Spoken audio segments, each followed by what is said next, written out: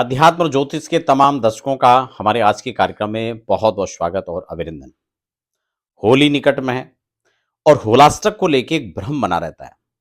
फिर उस होलाष्टक में क्या करना चाहिए, क्या नहीं करना चाहिए, इसको हम सर्च करते हैं, तमाम कुछ जानकारी हमें प्राप्त होती हैं। कुछ काम की होती हैं, कुछ काम की नहीं होती, कुछ हमें सिर्फ अपने भ्रम में डाल देती हैं, संशय में डाल देती हैं। तो आज उसी को लेकर हम चर्चा करेंगे कि होलाष्टक कब शुरू हो रहा है, खासकर उन लोगों के लिए जो नए घर में प्रवेश करने जा रहे हैं, वाहन खरीदने जा रहे हैं, किसी नए शॉपिंग को शादी के लिए कर रहे हैं, मुंडन है, विद्यारंभ है, तमाम प्रकार के शुभ कार्यों का आरंभ करने जा रहे हैं और मन में संशय बना हुआ है, तो आज का कार्यक्रम आपके लिए स्पेशल है। नए दर्शक हैं तो साथ के साथ चैनल को भी सब्सक्राइब कर लीजिए, बेल आइकन को साथ में प्रेस कर लेंगे ताकि आपको यहाँ पर तमाम प्रकार से प्रामाणिक जानकारियां मिलती रहें। तो सबसे पहले समझ लेते हैं कि होलाष्टक कब है और होलाष्टक में क्या-क्या करना नहीं चाहिए। देखिए यहाँ पर होलाष्टक जब हम कहते हैं तो वही होलाष्टक कौन से दिन है?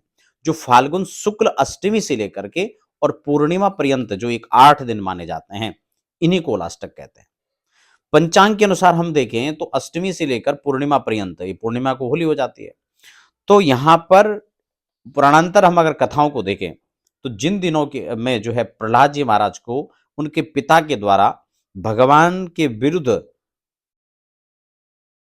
यानी भगवान का भजन करने जब जो है प्रहलाद जी महाराज उनका भजन कर रहे थे, यजन कर रहे थे, तो उनको उस यातनाओं के दिन में उनको उस भक्ति से दूर करने के लिए जो तमाम यातनाएं दी गई हैं, खासकर वो उन 8 दिनों के अंदर विशेष था।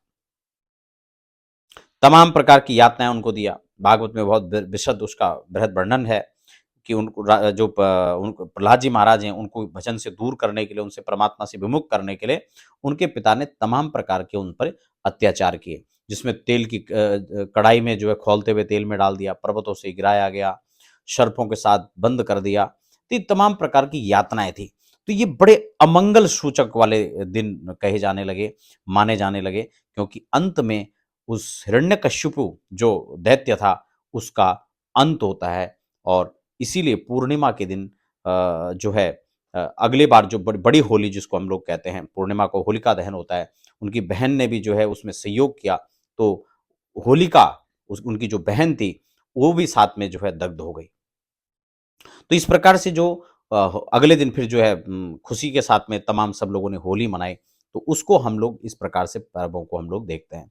तो कौन-कौन से कार्य इसमें नहीं करने चाहिए? आपको नया वाहन खरीदना है, तो इन दिनों में आप अवॉइड कीजिए।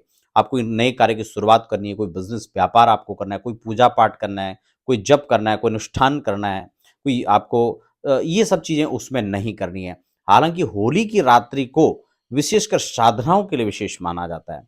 तो अगर आप किसी प्रकार की कुछ साधना कर रहे हैं, तो वो होली की रात्रि में आप कर सकते हैं। लेकिन अब हम बात करते हैं कि जिन लोगों को नया गृह प्रवेश करना है और उसमें आप क्या करें? तो ये उन दिनों में अवॉइड हो जाएँगे।